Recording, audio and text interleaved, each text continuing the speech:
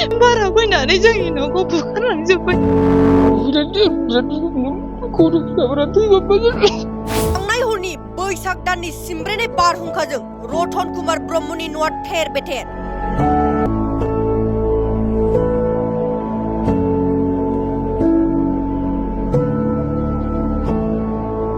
जोंनाव दा उन्दुनो जानो थाखाय जेबो गैला। जोंहा दा ओंखाम संना जानो थाखायबो जेबो राहा गैला। खेथि हाजिरा मावनासो जों जायोमोन। बेसरखना गामिनि रतन कुमार ब्रह्मनि दुखुनांथाव राव।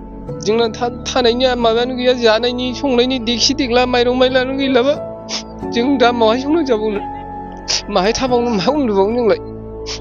जों बेखौनो बिराद दुखु मोनो आरोखि जों। थांनाय हरनि 8 बाजिसो समाव बारहुंखाजों क'क्राझार जिल्ला परबतजरा महकुमानि सिङाव थानाय बेसरखना गामिनि थागिबि रतन कुमार ब्रह्मनि न'खरा थेर बेथेर जायो। न'खौ बुखारलांजोब्बाय। गेस टेंकिया गिदिं होननानै जोंखौ बिखुङाव सौदों। फिसाखौ बुखारनायमोन जानानै हमथाना लाबाय आङो। मिथिनो मोननाय बादिब्ला गासै गंब्रै न'आबो बारहुंखाजों बुखारलांजाजोबो होननानै फोरमायो न'खरनि सुबुंफोरा। आरो मिथिनो मोनबावनाय बादिब्ला बारहुंखाजों न' बुखारलांजानाय सुबुंफोरा जाथाय जानाय समाव न' सिङावनो दंमोन। खुनुरुखुमैसो गावसिनि जिउखौल' बासायनो हादों। आरो न'निनो सासे सोद्रोमाया आथिङाव गोब्राब जोखोम जादों होननानैबो बे समाव मिथिनो मोननाय जादों। जोंथ' फिसानो ओंखाम जागोन होननानै हाबदोंमोन आङो। फिसाया खमावनोल' जादोंमोन। बावनो बारा फैनानै जोंनि न'खौ बुखारलांजोब्बाय। मख'बावनो गोनांदि जाथायजों भुगिनांनाय न'खरनि सुबुंफोरा बिटिसि सरकारनिफ्राय रांखान्थियारि अनसुंथाइ मोननो हास्थायदों दुखुथिया न'खरा। दानिया बे समाव परबतजरानिफ्राय जोंनि बड'सानि खौरांगिरि सोमखोर ब्रह्मनि जर'खा रादाबखौ नायलांदो। नंगौ, मैया थांनाय हरनि 8 बाजिसो समावहाय जिहेतु बैसाग दाननि सिमब्रेनाय बारजोंहाय नैबे क'क्राझार जिल्ला नैबे परबतजरा महकुमानि सिङाव थानाय बेसरखना गामिनि नैबे रतन कुमार ब्रह्मनि न'आ नैबेवहाय थेर बेथेर जानाय जाथायखौ जों नैबे समाव नुनो मोननाय जादों। आरो आं नैबे समाव दंफैयो।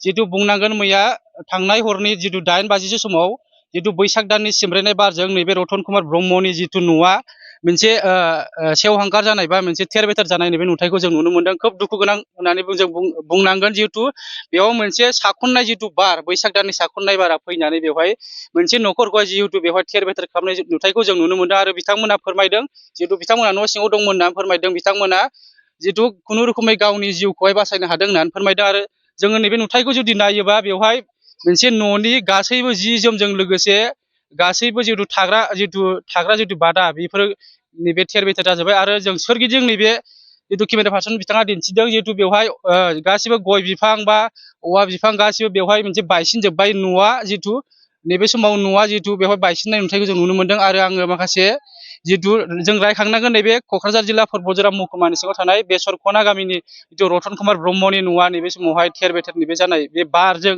बे सिमब्रेनाय बारजों थेर बेथेर जानाय नुथायखौ जों नुनो मोनदों। आरो आङो नैबे समावहाय जितु न'खरनि जितु सुबुंफोर, आङो नैबे समावहाय जितु न'खरनि नैबे थागिबि न'खरनि जितु सुबुंफोरनिफ्राय मिथिना लागोन जितु मा रोखोम जादों आरो माबे समाव बे जाथाया जादों आरो बिथांमोना जितु माबाफोर आघात मोनदों नामा। आं नैबे समाव नैबे न'खरनि थागिबि बिथां रतन कुमार ब्रह्मनिफ्राय माखासे बाथ्राफोरखौ नैबे समाव मिथिना लागोन। मा बुंगोन आदा, जितु मैया थांनाय जितु मोनसे बैसाग दाननि बारजों नोंथांनि न'खरा थेर बेथेर जादों, जाथाया मा रोखोम जागोन? जाथाय जानाय समावथ' आंथ' हाजिरासो मावदोंमोन। दाथ' आं जाथायखौ नुफैयाखै आरोखि। दा बे जाथाय जानो बिराद दुखु मोनो। दा बिमानाव आथिङाव एसे थैयाबाबोमोन, बेनि थाखाय बिराद दुखु मोनो आरोखि आं।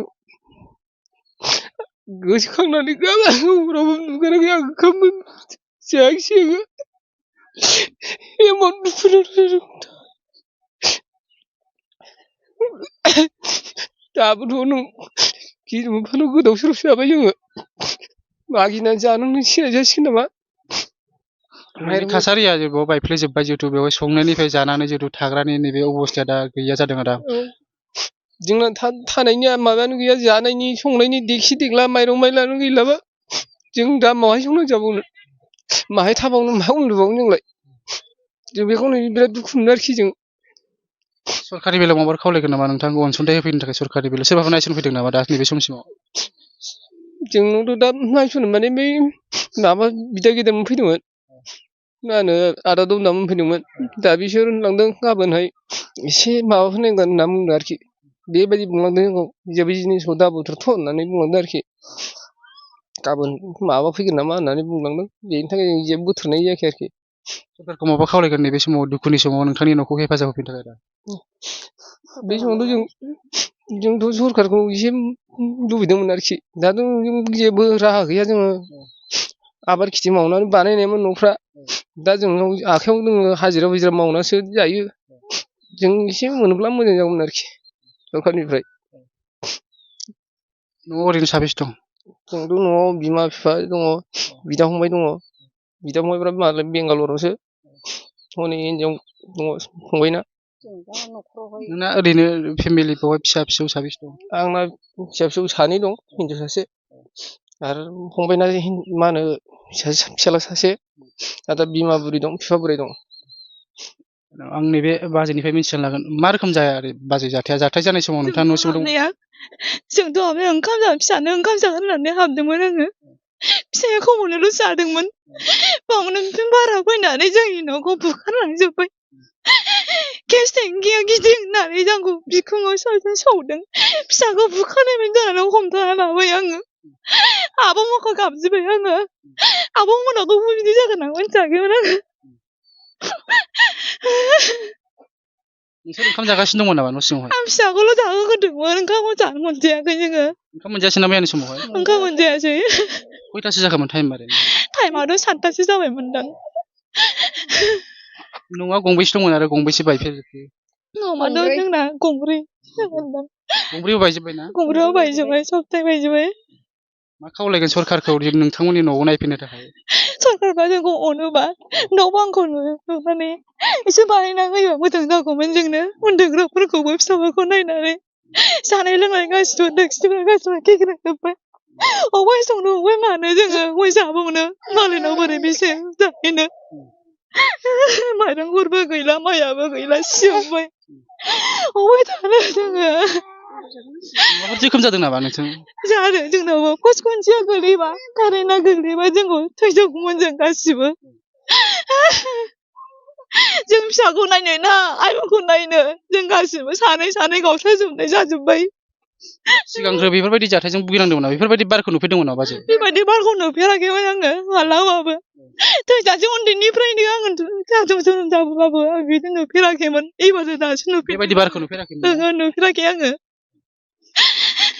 नोंगौ नैबे न'खरनि जिहेतु थागिबि बिथां रतन कुमार ब्रह्मजों आरो लोगोसे बिथांनि जिहेतु नैबे न'खरनि सुबुंफ्रा जिहेतु मेगनाव मोदै लानानै फोरमायदों जिहेतु बिथांमोना मैया थांनाय जिहेतु जाथाय जादोंमोन 8 बाजि समाव बे समाव बिथांमोना जिहेतु ओंखामखौ जानो मोनाखै होनना फोरमायदों आरो बिथांमोना जिहेतु गावनि जिहेतु उन्दै गथ'फोरखौ जिहेतु ओंखाम जाहोफुबाय थानाय समावनो बे जाथाया जादों होननानै फोरमायदों आरो बिथांमोना जिहेतु फोरमायबावदों बेफोरबायदि जिहेतु बारहुंखा बेफोरबायदि बारनाय बारखौ बिथांमोना जोनोमनिफ्राय नुफेराखै होनना बिथांमोना फोरमायदों आरो बिथांमोना जिहेतु नैबे बिथांमोननि जिहेतु थाग्रा न' बे थाग्रा न'आ नैबे समावहाय थेर बेथेर जाजोब्बाय आरो बिथांमोना जिहेतु नैबे समाव जानायनिफ्राय लानानै संनायनिफ्राय लानानै बे थासारिया बिथांमोनाव गैला आरो बिथांमोना खावलायदों जिहेतु बिटिसि खुंथायखौ खावलायदों गाहाय हाग्रामा महिलारि बिथांखौ बिथांमोना खावलायदों बिथांमोननि न'आव फैनानै बिथांमोननि जाथायसालिखौ नायो आरो बिथांमोननि जिहेतु थाग्रा खुलि आरो बिथांमोननि जानाय लोंनायनि फारसे बिथांमोना जिहेतु गावसोरनि मोनसे बेखौ खालामनो थाखाय बिथांमोना नैबे समाव खावलायनायखौ नुनो मोनदों आरो आङो नैबे बेसरखना गामियाव दंफैयो आरो बेसरखना गामियाव नैबे न'खराल' नङा आरो गुबुन मोनसे न'खर दंबावो आं नैबे न'खराव थांनो थाखाय नैबे समाव नाजागोन